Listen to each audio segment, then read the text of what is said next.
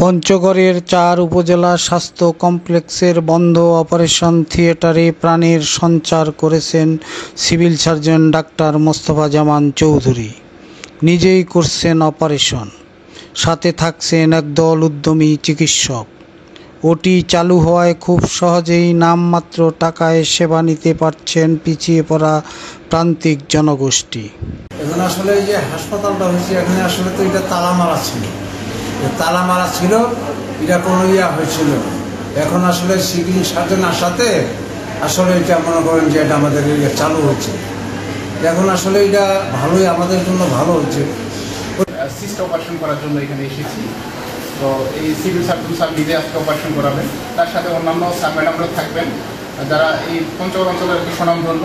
তো আমি এই বিশ্বাসযোগ্যতা থেকেই তেঁতুলিয়া হাসপাতালে আমার ওয়াইফের সিস্ট অপারেশন করার জন্য এসেছি আর কি। এটা আমাদের জন্য অনেক খুব সুবিধার আর কি। তাছাড়া প্রান্তিক যে জনগোষ্ঠী যারা বিভিন্ন জায়গায় দূর দূরান্তে যেতে পারে না, অনেক ক্ষেত্রে অর্থের সংকুলন হয় না, এক্ষেত্রে আমাদের এই তেঁতুলিয়া উপজেলার সদর হাসপাতালে যে অপারেশনটা চালু হয়েছে, এটা আমাদের প্রান্তিক জনগোষ্ঠীর জন্য এবং সর্বসাধারণের জন্য আর কি। আমি বিশেষ করে বলবো যারা গরিব মেহনতি মানুষ, খেটে খাওয়া মানুষ, তাদের জন্য অনেক অনেক সুবিধা হয়েছে। 2023 সালের জুলাইয়ে সিভিল সার্জন হিসাবে পঞ্চগড়ে যোগদান করেন ডাক্তার মোস্তফা জামান চৌধুরী। এরপর তিনি এক এক করে 4 উপজেলা স্বাস্থ্য কমপ্লেক্সের ওটির বন্ধ তালা খুলে শুরু করেন অপারেশন। তার সাথে যোগ দেন জেলার একদল চিকিৎসক ও নার্স। দেখতেছি সবসময় এই ওটিটা বন্ধ ছিল, কিন্তু এই 2023 সাল থেকেই অপারেশন থিয়েটার চালু হয়েছে। মানে স্যারের নেতৃত্বেই আমাদের এই অপারেশন থিয়েটারটা মানে জাগ্রত আছে। মনে হয় না এখন হয়, এটা মনে হচ্ছে যে জাগ্রত, মানে এর স্যারের পদাচারণের মাধ্যমেই আমাদের এই ওটিটা মনে হচ্ছে যে এখন বেঁচে আছে, প্রাণ আসছে। রুটিন মেনে সপ্তাহের 6 দিনই ছুটে যান বিভিন্ন উপজেলায়, করেন সিজারিয়ান সহ বিভিন্ন অপারেশন। নামমাত্র খরচে বাড়ির কাছেই সেবা পেয়ে খুশি রোগী ও রোগীর স্বজনরা। সামান্য কিছু, সেরকম কিছু লাগে না, এটা বিনা পয়সা বললেও চলে, ঠিক আছে। বাইরে গেলে তো মনে করেন যে নাহলে 15-20 টাকা আমরা যাইতো, এখানে মনে সব মিলে 5,000 টাকা লাগবে যা ওষুধের খরচা লাগে এটাই লাগবে, তাছাড়া কিছু লাগবে।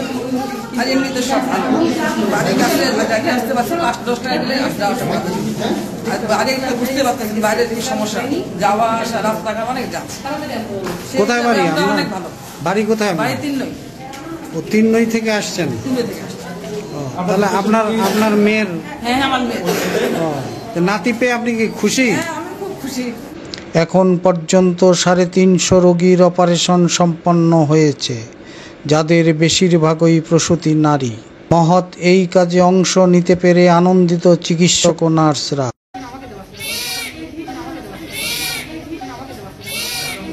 তবে চিকিৎসক ও যন্ত্রপাতি সংকটের কথা জানালেন স্বাস্থ্য বিভাগের কর্মকর্তা। জুনিয়র কনসালটেন্ট অ্যানেস্থেসিওলজিস্ট পঞ্চগড় সদর হাসপাতালে কর্মরত আছি। 2020 সালে আমি কনসালটেন্ট হিসেবে যোগদান করি। সম্মানিত সিভিল সার্জন স্যার আসার পর আমাদেরকে সকল ডাক্তারদেরকে নিয়ে স্যার বসেন এবং উপজেলা হেলথ কমপ্লেক্স যে 4টি বন্ধ ছিল, সেই 4টি হেলথ কমপ্লেক্সে স্যার অপারেশন শুরু করার জন্য সিদ্ধান্ত নেয়। সেই হিসাবে স্যারের সাথে আমি পঞ্চগড় সদর হাসপাতাল থেকে বিভিন্ন উপজেলা হেলথ কমপ্লেক্সে বিভিন্ন নির্দিষ্ট দিনে একজন আবেদনবিদ হিসেবে আমি অজ্ঞানের কাজটি সম্পন্ন করি।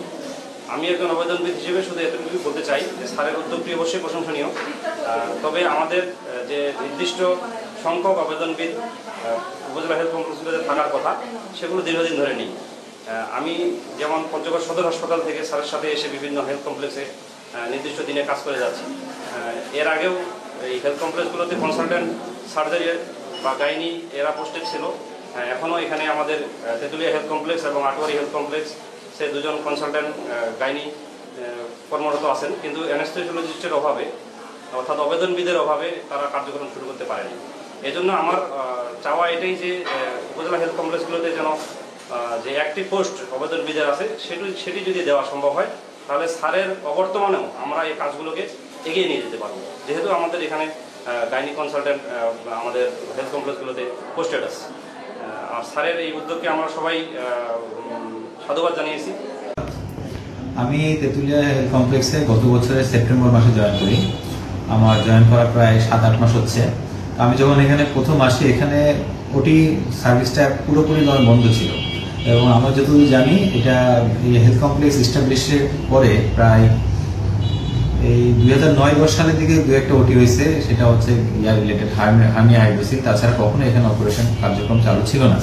কিন্তু আমাদের সুযোগ্য সিভিল সার্জন মহোদয় এখানে আসার পরে সেই ওটি কার্যক্রম শুরু করার পদক্ষেপ নেন। আমাদের কিন্তু ওটি চালানোর জন্য ওটি বেড ছিল না, এবং সবচেয়ে গুরুত্বপূর্ণ একটা বেশি সিভিল সার্জন মহোদয় নিজ উদ্যোগে উনি নিজে সার্জারিগুলো করেন, এবং পঞ্চগড় থেকে উনি লোকাল অর্ডারে ওখানকার যে অ্যানেস্থেসি ডক্টর তাকে নিয়ে আসেন, এবং আশ্চর্যের বিষয় যে উনি নিজে গাড়িতে করে পঞ্চগড় সদর হাসপাতালের মেশিনটা এখানে নিয়ে এসে কাজ করে আবার ফেরত নিয়ে যান। প্রতিদিন এইভাবে ইনি কাজ করেন। এখানে সবচেয়ে গুরুত্বপূর্ণ বিষয় হলো আমাদের 1.5 লক্ষ জনগণ আছে, এবং কিন্তু তেঁতুলিয়াতে কোনো প্রাইভেট ক্লিনিক নেই। সকল জনগণ এই হাসপাতালমুখী, তাহলে তাদের সেবার চাহিদাটা অনেক বেশি। আমরাও আগ্রহী, তারা আমাদের এখানে সেবা নিয়ে প্রচন্ড রকম সন্তুষ্ট। আলহামদুলিল্লাহ, খুবই ভালো লাগে, এবং হচ্ছে যে স্যারের টিমের সাথে কাজ করতে পেরে, এবং বিভিন্ন উপজেলায় স্যারের সাথে কাজ করতে পেরে খুবই ভালো লাগে। আর পাশাপাশি হচ্ছে যে দরিদ্র জনগোষ্ঠী এবং আমার এলাকার লোকজন তাদেরকে স্বাস্থ্যসেবা দিতে পেরে আমি খুবই আনন্দিত। মানুষের পাশে দাঁড়ানোর ইচ্ছে থেকেই এমন উদ্যোগ বলে জানালেন সিভিল সার্জন। যখন 13 জুলাই 2023 এই পঞ্চগড় জেলার সিভিল সার্জন হিসেবে দায়িত্ব গ্রহণ করি, তখনকার যে স্বাস্থ্য ব্যবস্থার প্রেক্ষাপট ছিল, সেই প্রেক্ষাপটটা এরকম যে শুধুমাত্র বহির্বিভাগ এবং অন্তর্বিভাগ সেবাটুকু চালু ছিল, জরুরি বিভাগ সহ। পরবর্তীতে যে সেবাটা আমাদের জন্য এটা চ্যালেঞ্জের মতো ছিল, প্লাস প্রতিষ্ঠিত করার ক্ষেত্রে আমাদের যে অনেক প্রতিবন্ধকতা ছিল, সেই প্রতিবন্ধকতাগুলো দূর করার কারণে আমাদের এই পঞ্চগড় জেলার 4টি উপজেলায় এখন পূর্ণাঙ্গভাবে এই ওটি এস্টাবলিশড হয়েছে, এবং সেখানে প্রতিনিয়ত আমাদের এই অপারেশন সেবা চালু রয়েছে। এই সেবা চালু করার কারণে প্রথম দিক থেকে আমি যদি এখন পর্যন্ত একটা স্ট্যাটিস্টিক দাঁড় করাই, তাহলে সেক্ষেত্রে 300 আজকে পর্যন্ত প্রায় 350-র কাছাকাছি আমাদের অপারেশন করতে পেরেছি, এবং এই ধারাবাহিকতা অব্যাহত থাকলে আমরা অতি সন্নিহিত আমরা প্রায় 500-র ঊর্ধ্বে চলে যেতে সম্মত হব। তবে এই জিনিসটা চালু রাখতে গেলে যেমন আমাদের এখানে জনবলের একটা সংকট রয়েছে, লজিস্টিকের কিছু সংকট রয়েছে। এই সংকটের জায়গায় আমরা ঊর্ধ্বতন কর্তৃপক্ষ বরাবর প্রেক্ষাপট অনুযায়ী তথ্যগুলো উপস্থাপন করেছি, এবং আমরা যদি আমাদের ঊর্ধ্বতন কর্তৃপক্ষের আশা করি সুদৃষ্টি পাব, এবং আমাদের যে জনবল সহ অন্যান্য লজিস্টিক ঘাটতি রয়েছে সেটা পূর্ণাঙ্গভাবে পেয়ে আমরা আমাদের এই সেবাটাকে আরও উন্নত করার ক্ষেত্রে একটা যুগান্তকারী ভূমিকায় নিজেকে উপস্থাপিত